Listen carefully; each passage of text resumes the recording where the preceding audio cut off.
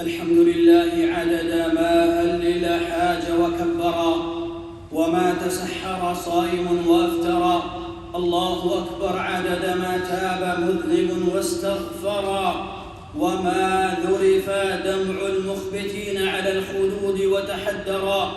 والصلاة والسلام على خير من بشرا وأنذرا ودعا للتوحيد ونبذ الجاهلية وهجرا، وعلى آله الطيبين وصحابته الميامين الغرر والتابعين لهم بإحسان إلى يوم النشور ومحشر.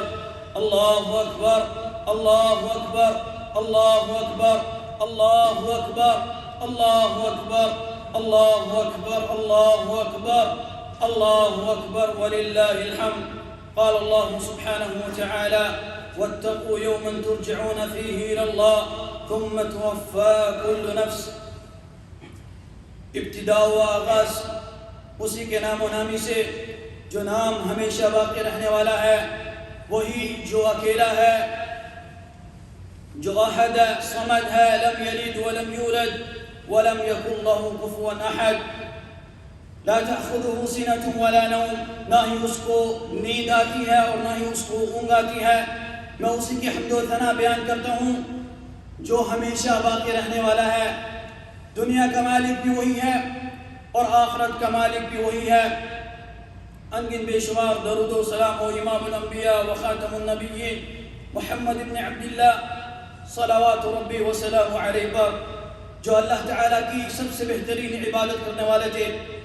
اللہ کی رحمت و ازواج مطہرات امہات المؤمنین پر، اصحاب پر، اولاد پر اور ہر اس شخص پر جو آخری دم تک خالص اللہ تعالیٰ کی عبادت کرتا رہے اور نبی کریم صلی اللہ علیہ وسلم کے طریقے کے اوپر چلتا رہے. حمد و ثنا کے بعد سب سے اہم نصیحت اور وصیت جو اولو العزم کو کی، پہلے والے انبیاء و رسول کو کی، اور ہر اس شخص کے لیے جو اپنی دنیا و آخرت میں فلاح پانا چاہتا ہے، جو قبر کے عذاب سے محفوظ ہونا چاہتا ہے، جو قیامت کے ہولناک ترین بہت عظیم دن سے بچنا چاہتا ہے، اور جو ان لوگوں میں شمار ہونا چاہتا ہے جب کوئی سایہ نہیں ہوگا سوائے اللہ کے عرش کا، اور ان لوگوں میں جن لوگوں کو نبی کریم صلی اللہ علیہ وسلم کی شفاعت نصیب ہوگی، ان لوگوں میں جو حوض کوثر کا پانی جن کو نصیب ہوگا، ان لوگوں میں جو مع النبیین والصدیقین والشہداء والصالحین کے ساتھ جنت میں بغیر حساب اور بغیر عذاب کے جائیں گے، ان لوگوں میں جن کو باب الریان سے پکارا جائے گا، جن کو باب الصلاۃ سے پکارا جائے گا، جن کو باب الصدقہ سے پکارا جائے گا، جن کو باب الجہاد سے پکارا جائے گا. یقین جانیں جو لوگ اپنی پوری زندگی بسر کرتے رہے پھر وہ لوگ ان لوگوں میں شمار ہو جائیں گے. میرے عزیز محترم ساتھیوں، حمد و ثنا کے بعد آج حقیقتاً بہت خوشی کا دن ہے. یہ اللہ تعالیٰ نے خوشی کا دن ہمارے لیے رکھا جب ہم نے یہ مہینہ، مبارک مہینہ جو اللہ تعالیٰ نے ہمیں ہماری زندگیوں میں پھر ایک دفعہ لے کے آیا اور ہم لوگوں کو توفیق دی کہ ہم نے اس میں صیام و قیام و صدقہ، قراءت القرآن و ذکر، اس طرح کے اعمال کیے. اس کے بعد اللہ تعالیٰ نے ہمارے لیے یہ خوشی کا دن رکھا. اسی طریقے سے نبی کریم صلی اللہ علیہ وسلم کی حدیث ہے، فرمایا للصائم فرحتان، کہ روزے دار کے لیے دو خوشیاں ہیں. فرحت عند فطر، ایک خوشی جب وہ روزے کو افطار کرتا ہے، اور دوسری عند لقاء ربی، دوسری خوشی جب وہ اپنے رب سے ملے گا. اور حقیقتاً آج ہمارے لیے خوشی کا دن ہے کہ اللہ تعالیٰ کی نعمتیں ہم کھا پی رہے ہیں، اور اللہ تعالیٰ نے جو ہمارے اوپر روزے رکھے تھے، جو فرض کیے تھے، وہ اختتام کے اوپر پہنچے. لیکن میرے عزیز محترم ساتھیوں، سوال یہ ہے کہ اللہ تعالیٰ نے ہمیں یہ مبارک مہینہ نصیب فرمایا، اور اسی طریقے سے ہماری زندگیوں میں پھر ایک دفعہ آیا جس طرح پہلے ہماری زندگیوں میں آ چکا تھا اور پھر ہماری زندگیوں سے چلا گیا. اب یہ ہے سوال، کیا اس مبارک مہینے نے ہمیں مبارک بنایا؟ کیا ہمارے اعمال اس طرح ہو گئے کہ قیامت کے دن جنت کے دروازوں میں سے ایک دروازہ جس کا نام باب الریان ہے، جس کو اللہ تعالیٰ نے روزے داروں کے لیے مقرر کیا، کیا ہمارا نام اس مہینے کے اندر عبادتیں کرنے کے بعد ہم اللہ کے قریب ہو گئے کہ ہمیں اس دروازے سے پکارا جائے، یا ہماری نمازیں کہ ہم اللہ کے قریب ہو گئے، ہم نے ان کی پابندی کی کہ ہمیں باب الصلاۃ سے پکارا جائے، ہم نے صدقہ و خیرات کر کے اللہ کے قریب ہو گئے کہ ہمیں باب الصدقہ سے پکارا جائے۔ جب آپ صلی اللہ علیہ وسلم یہ حدیث بیان فرما رہے تھے کہ جنت کے 8 دروازے ہیں، باب الصلاۃ، باب الریان، باب الصدقہ، باب الجہاد، تو ابو بکر صدیق نے پوچھا، اے اللہ کے نبی، کوئی شخص ہے جس کو 8 کے 8 دروازے سے پکارا جائے؟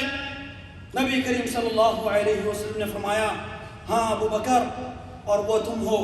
میرے عزیز محترم ساتھیوں، اصل میں بد نصیبی انسان کی زندگی کی یا مبارک مہینے یا مبارک راتیں یا پھر لیلۃ القدر کی رات پانے کے باوجود بھی وہ ان لوگوں میں شمار ہو جائے جس مہینے میں اللہ تعالیٰ نے جنت کے دروازے کھول دیے، جہنم کے دروازے بند کر دیے، ان لوگوں میں شمار ہو جائے جن کو ان دروازوں سے پکارا جائے گا۔ اور اگر اس طرح اس کی پوری زندگی گزر گئی، مہینے گزر گئے اور وہ بد نصیب رہا، نہ ہی اس کو کوئی بھی دروازے سے پکارا جائے گا اور نہ ہی وہ اللہ کو راضی کر سکا، تو یہی اصل میں اس کی پوری زندگی کی ناکامی ہے۔ اللہ تعالیٰ نے انسانوں کو پیدا کیا اور فرمایا، وَمَا خَلَقْتُ الْجِنَّ وَالْإِنسَ إِلَّا لِيَعْبُدُونَ، کہ میں نے نہیں پیدا کیا انسانوں اور جنوں کو سوائے اس لیے کہ وہ میری عبادت کریں۔ اللہ تعالیٰ نے ہمیں اس لیے پیدا نہیں کیا کہ ہم اپنی اس دنیا کو جنت بنا لیں، بلکہ اس نے ہمارے لیے جنت بنائی اور کہا یہ دنیا جو امتحان کی زندگی ہے، جو امتحان کے لیے بھیجا گیا، اس میں میری مرضی کے مطابق اور جو میں نے رسول و انبیاء بھیجے انہی کے طریقے کے اوپر چلو، اسی کے طریقے کے اوپر ہم چلیں گے تو ہمیں کامیابی نصیب ہوگی، اور ہم نے اگر وہ راستہ چھوڑ دیا تو ہم لوگ ناکام ہو جائیں گے۔ اور فرمایا، جب تک اللہ ہی کی عبادت کرتے رہو، جب تک اس بدن میں یہ روح ہے، جب تک آخری سانسیں چل رہی ہیں، اللہ کو راضی کر لو۔ میرے عزیز محترم ساتھیوں، جب ایک انسان امتحان دیتا ہے تو اس کے بعد اس کا رزلٹ آتا ہے، اگر اچھا رزلٹ ہوتا ہے تو وہ خوش ہوتا ہے، اور اگر اچھا نہیں ہوتا تو وہ اس کو ندامت ہوتی ہے۔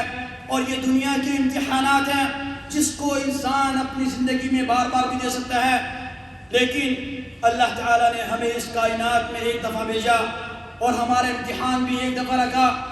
جو اس میں کامیاب ہو گیا وہ کامیاب ہے، اور جو ناکام ہو گیا وہ ساری زندگی کے لیے ناکامی ہو گیا۔ میرے عزیز محترم ساتھیوں، عید کا دن خوشی کا دن ہے۔ اللہ تعالیٰ نے یہ خوشی کا دن بنایا اور اس میں کہا کہ انسان کو چاہیے کہ اپنے رشتہ داروں کو بھی خیال رکھے۔ اگر کوئی آپس میں لا تعلقی ہو گئی ہے تو اس کو چاہیے کہ اس مبارک ایام میں ان کو معاف کر دے، ایک دوسرے سے ملے، اور اس طرح فقراء والمساکین، یتیموں کا بھی خیال رکھا جائے۔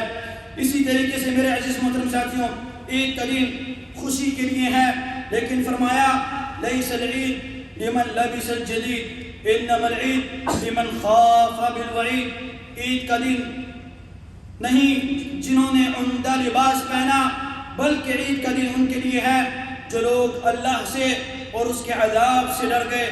لیس العید لمن تبخر بالعود انما العید لمن تاب ولا يعود۔ عید کا دن یہ نہیں کہ صرف خوشبو کی جائے گھروں میں یا عود کو جلایا جائے، بلکہ عید کا دن وہ ہے ان کے لیے ہے جس نے اللہ تعالیٰ سے توبہ کی اور دوبارہ ان گناہوں کی طرف نہیں لوٹا۔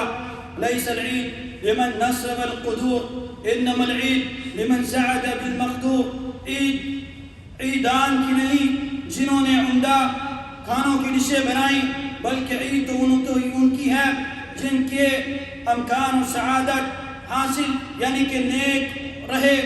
لیس العید لمن تزین بزینت الدنیا انما العید لمن تزود بزاد التقوی۔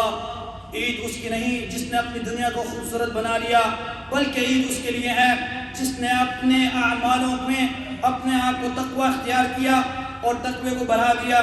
لیس العید لمن راکب المطایا انما العید لمن ترک الخطایا.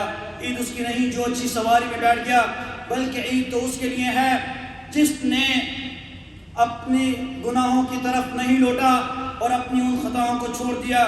لیس العید لمن بسط البساط انما العید لمن جاوز الصراط. عید ان کی نہیں. میرے عزیز محترم ساتھیوں، عید کا دن خوشی کا دن ہے. انسان کو چاہیے کہ اچھی طرح منائے اور اس میں ایسے گناہ نہ کرے جس سے انسان کے گناہ دھل گئے تھے اور پھر وہی ان گناہوں میں دوبارہ ڈوب جائے.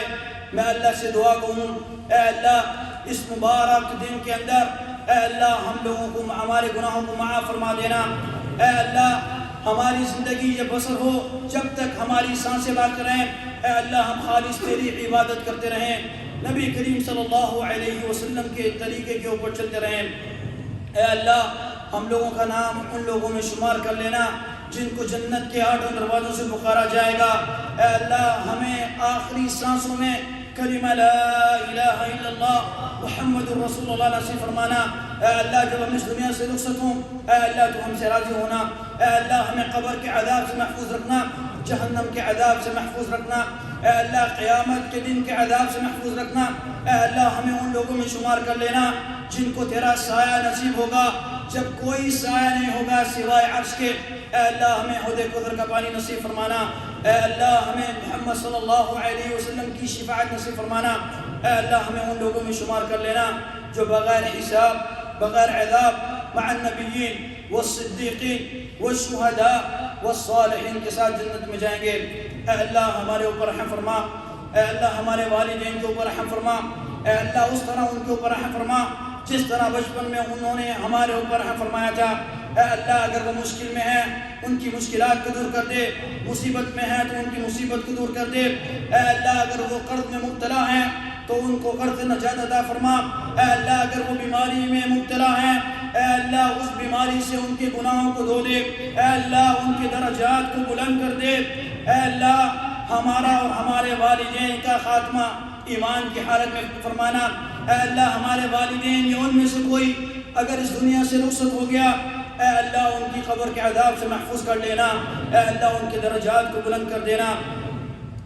هذا وصلوا وسلموا على حبيب المصطفى فقد أمركم الله جل من قائل عليما حكيما إن الله وملائكته يصلون على النبي يا أيها الذين آمنوا صلوا عليه وسلموا تسليما.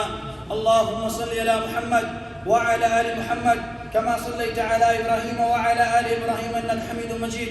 اللهم بارك على محمد وعلى آل محمد كما باركت على إبراهيم وعلى آل إبراهيم إنك حميد مجيد.